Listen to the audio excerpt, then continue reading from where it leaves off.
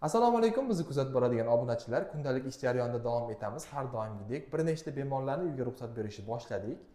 Hamma bemorlarimiz xursand. Joy masalasi bo'yicha keskin muammolar bo'lib turgan bir paytda bizda ketayotgan bemorlarni har bittasini kuzatish biz uchun ancha qiyin bo'ldi, chunki ancha o'rgandik, bildik, tanishdik. Bular ham bizga ancha o'rgangan bemorlardan bittasi hisoblanadi. O'zimizni yaqin akamiz Sardor aka Surxondaryo viloyatidan kelganlar. 1997-yilda tug'ilganlar. Holat bo'yicha umurtqa pog'onasi kasalligidan shikoyat qilib kelganlar. O'zlaridan ozgina eshitamiz, qolganini suhbat davomida davom ettiramiz. Nima shikoyatlar bilan keldingiz Sardor aka? Endi menda 4 yil 5 yildan beri shu beldagi L4S1 sohalarida ko'proq oyoqqa og'riq berardi.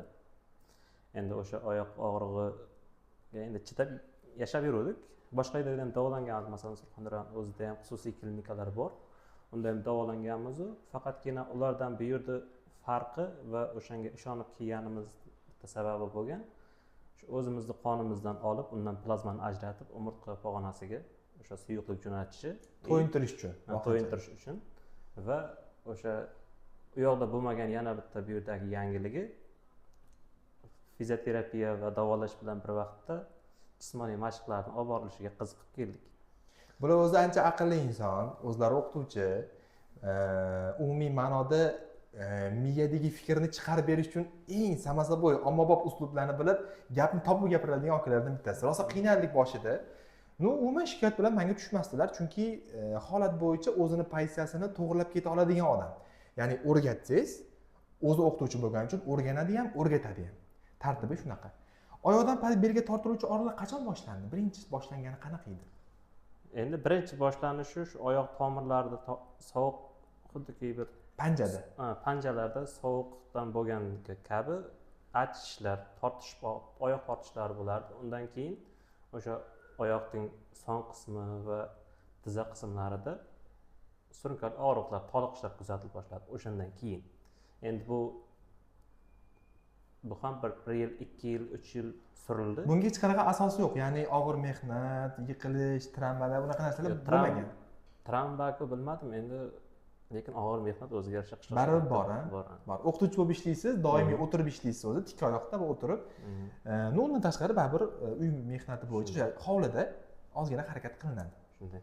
O'sha payt kuchayarmidi og'riqlar harakat qilgan vaqtingiz? O'qituvchisiz-ku, mana ko'p oyoq tikka turasiz yoki o'tirasiz. Tik turishda yoki to'g'ri yurishda, sekin yurishda bilinmaydi, lekin tez yurish, yugurishga har doim oyoq toliqadi, og'riydi. Tushunarli. Hozirgi holat bo'yicha, ya'ni kelganingizda qanaqa edi, hozir qanaqa, nimalar o'zgardi? Endi bu yerda o'zimizni shu Odilbek vrachlarimiz ham aytishyaptiki, doktorlarimiz ham endi bu 10 kunda tuzaladigan kasallik emas. Yaxshi, masalan, kelgan kunimdan buyog'i plazmalarda ta'sirida og'riq ancha kamaydi. Endi bu yerda asosiy doktorlarning vazifasi 10 kunda bizni 100% davolab yuborish emas, o'sha davolash relsiga bir tushirib yuborish. To'g'ri yo'nalish berish, uslubni o'rgatish. Shunday bo'lyapti. Masalan, to'g'ri ovqatlanishga, to'g'ri harakatlanishga, biroqda yengilroq yuk olish bo'lsa ham, yerdan yuk olish texnikasini, yurish texnikasini masalan darslarda ham o'rgatilyapti. Imkon darajasida katta qadam bilan va tovon bilan yuringlar deb maslahatlar beryapti. Panjani tushishini ham o'zini uslubi bor-ding. Shu yurish texnikalarini, o'tirish, turish va yuk ko'tarish texnikalarini har kun darslarda o'rgatib ketyapti. Endi o'shalarga nasib bo'lsa amal qilib, bundan keyin ham sog'lig'imizni 100% tiklash niyatimiz bor. Siz o'qituvchisiz, sizda imkoniyat katta. Ya'ni bu narsani Odilbekning o'zi, doktor Odilbekning o'zi sekin-sekin targ'ibga olib chiqyapti. Mana yuksalish maktabiga bordik, undan tashqari bir nechta viloyatlarda bizni bemorlarimiz ishlaydigan maktablar bor. Inshaalloh balki Surxondaryoga borsak, keyingi safar siz ishlaydigan maktabga ham boramiz. Maktabda joriy qilish. Shu narsani to'g'ri o'tirish tartib-qoidasi, to'g'ri yurish. Bolalarni 80-90% to'g'ri o'tira olmaydi. O'tirish tartib-qoidasini bilmaydi. Doimiy ravishda o'tirib ishlash, doimiy ravishda keskin harakatlar qilinmagan taqdirda ham noto'g'ri harakat qilish, noto'g'ri yurish, o'tirish hisobiga sekin-sekin mana 20 yil, 25 yil, 30 yildan keyin sekin-sekin muammolar kelib chiqishni boshladi. Shunday. Buni bartaraf qilishni uslubini o'rgandingiz. Endi sizni yoshingizdagi yoki sizni yoshingizdan katta yoki kichik bo'lgan bemorlarga yoki umumiy O'zbekiston aholisi yoki o'zbek zabon aholiga nimani tavsiya qilasiz shunaqa vaziyatga, holatga tushmaslik uchun? Endi bizni tavsiyamiz bizdan ko'ra ko'proq endi bunga o'zini boshidan ham o'tganini aytyapti dek doktorimiz aytish bo'yicha endi bir kunda masalan inson ko'p harakatlandim deb o'ylaydi. Juda ko'p yurib qo'ydim, bugunga planni Ayniqsa bajardim. Ayollar ayniqsa ko'p planni bajarib qo'ydim deyishadi-yu, lekin bu masalan bir kunga 10 ming qadamni reja qiladigan bo'lsak, 10 ming qadamni faqatgina shom vaqti yoki bomdod vaqti emas, faqat o'sha har bir soatda kun davomida uzmasdan o'sha 1 soat 2 soatda harakatlanib turish tavsiya beryapti. va bu to'g'ri bo'lishi kerak. To'g'ri bo'lishi kerak. O'sha Anaqa mayda qadam emasda.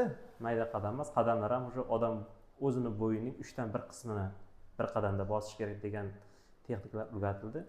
Endi o'zimni hayotimdagi tanishlarimga ham, boshqaga ham o'sha tavsiya berishim mumkin bo'lgan narsa o'sha har bir soatda bir Imkon boricha ko'proq yurish. Yurib kelish, ko'p emas, yengil nagruzkasiz har bir soatda yurish va o'sha yurish texnikasini o'rgatish bo'ladi.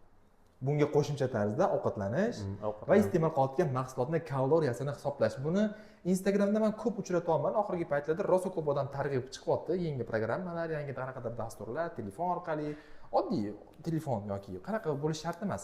Kompyuter, telefon orqali iste'mol qilayotgan mahsulotning kaloriyasini hisoblab, to'g'ridan-to'g'ri tartibli ozish. Buni uslubi bor.